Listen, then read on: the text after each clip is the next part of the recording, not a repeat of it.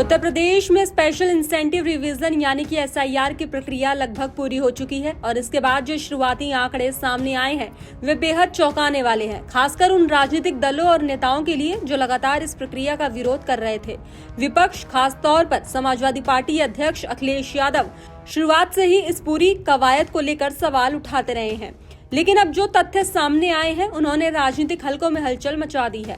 दरअसल एसआईआर के तहत उत्तर प्रदेश की मतदाता सूची की गहन जांच की गई। बीएलओ यानी कि बूथ लेवल ऑफिसर्स घर घर जाकर मतदाताओं का सत्यापन कर रहे थे। इस दौरान जो तस्वीरें सामने आई है वो ये बताने के लिए काफी है कि वोटर लिस्ट में सालों से कितनी बड़ी गड़बड़ियां चली आ रही थी। प्रारंभिक आंकड़ों के मुताबिक करीब 2,89,00,000 मतदाताओं के नाम वोटर लिस्ट से हटाए जाने की प्रक्रिया में है।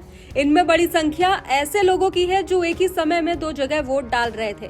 कुछ ऐसे थे जिनकी मृत्यु हो चुकी है लेकिन फिर भी उनका नाम वोटर लिस्ट में बना हुआ है, जबकि कुछ मतदाता स्थायी रूप से दूसरे राज्यों या दूसरे जिलों में शिफ्ट हो चुके थे।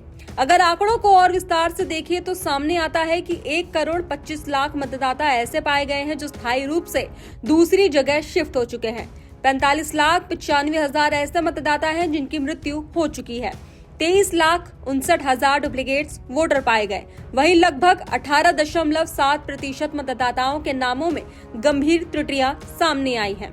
इसके अलावा करीब 9,97,000 लोगों ने एसआईआर फॉर्म ही जमा नहीं किए, जिसके चलते उन्हें भी लापता मतदाता की श्रेणी में रखा गया। कुल मिलाकर देखा जाए तो करीब 84 लाख वोटर्स ऐसे हैं जिनकी स्थिति संदिग्ध या अप्रमाणित पाई गई।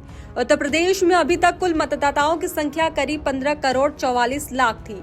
ऐसे में अगर 1.25 करोड़ के आसपास वोटर्स के नाम हटते हैं तो यह संख्या काफी कम हो जाएगी। यही वजह है कि जैसे ही ये आंकड़े सामने आए, विपक्ष ने इसे लेकर शोर मचाना शुरू कर दिया। हालांकि चुनाव आयोग का कहना है कि यह पूरी प्रक्रिया पूरी तरह पारदर्शी है और केवल उन्हीं नामों को हटाया जा रहा है जिनके दस्तावेज सही नहीं पाए गए या जिनकी जानकारी गलत थी। आयोग के मुताबिक 31 दिसंबर को फाइनल ड्राफ्ट वोटर लिस्ट जारी की जाएगी और उससे पहले 30 जनवरी तक दावे और आपत्तियां दर्ज करने का मौका दिया जाएगा। तो वहीं अब बात करते हैं राजधानी लखनऊ की, जहां ये मुद्दा सबसे ज्यादा चर्चा में है। लखनऊ में ही सबसे ज्यादा वोट कटने की संभावना जताई जा रही है। शुरुआती आंकड़ों के अनुसार लखनऊ में करीब 12 लाख वोटर्स के नाम वोटर लिस्ट से हट सकते हैं, जबकि पहले यहां लगभग 40 लाख मतदाता दर्ज थे।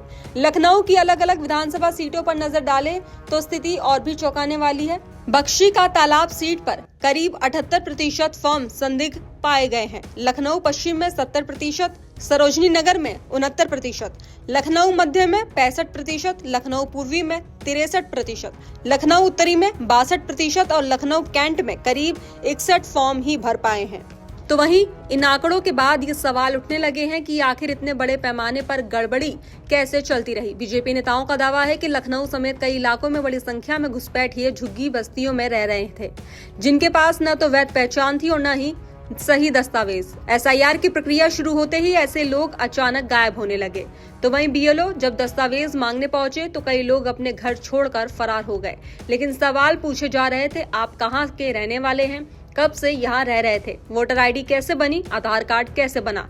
ऐसे सवालों के जवाब कई लोग नहीं दे पाए। तो वहीं दूसरी ओर समाजवादी पार्टी प्रमुख अखिलेश यादव लगातार इस पूरी प्रक्रिया को साजिश बता रहे हैं।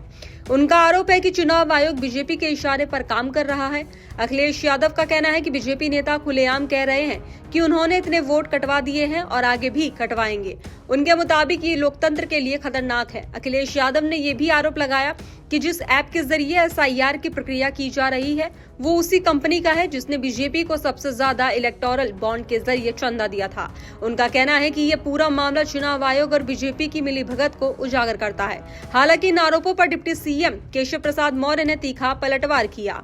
उन्होंने कहा कि एसआईआर लोकतंत्र को मजबूत करने की प्रक्रिया है, न कि कमजोर करने की। उनका कहना है कि सिर्फ बीजेपी ही नहीं बल्कि समाजवादी पार्टी, कांग्रेस, टीएमसी और डीएमके सभी के कार्यकर्ता इस प्रक्रिया में शामिल है। फर्क बस इतना है कि कुछ दल अंदर से हिस्सा ले रहे हैं और बाहर से विरोध कर रहे हैं। इसी के आगे केशव मौर्य ने यह भी कहा कि अखिलेश यादव के बयान हास्यास्पद हैं और जनता अब इन्हें गंभीरता से नहीं ले रही है। उनके मुताबिक अभी तो केवल प्रारंभिक आंकड़े सामने आए हैं। फाइनल ड्राफ्ट आने के बाद तस्वीर और साफ हो जाएगी। फिलहाल इतना तय है कि एसआईआर की इस प्रक्रिया ने उत्तर प्रदेश की राजनीति में भूचाल ला दिया है। जहां एक और चुनाव आयोग इसे मतदाता सूची को शुद्ध करने की कवायद बता रहा है, वहीं विपक्ष इसे लोकतंत्र पर हमला करार दे रहा है। अब सभी की नजरें 31 दिसंबर को आने वाले फाइनल ड्राफ्ट, वोटर लिस्ट और उसके बाद दर्ज होने वाली आपत्तियों पर टिकी है। ये देखना दिलचस्प होगा कि फाइनल आंकड़े सामने आने के बाद राजनीतिक बयानबाजी किस दिशा में जाती है और इस पूरी कवायद का असर आने वाले चुनावों पर किस तरह पड़ता है।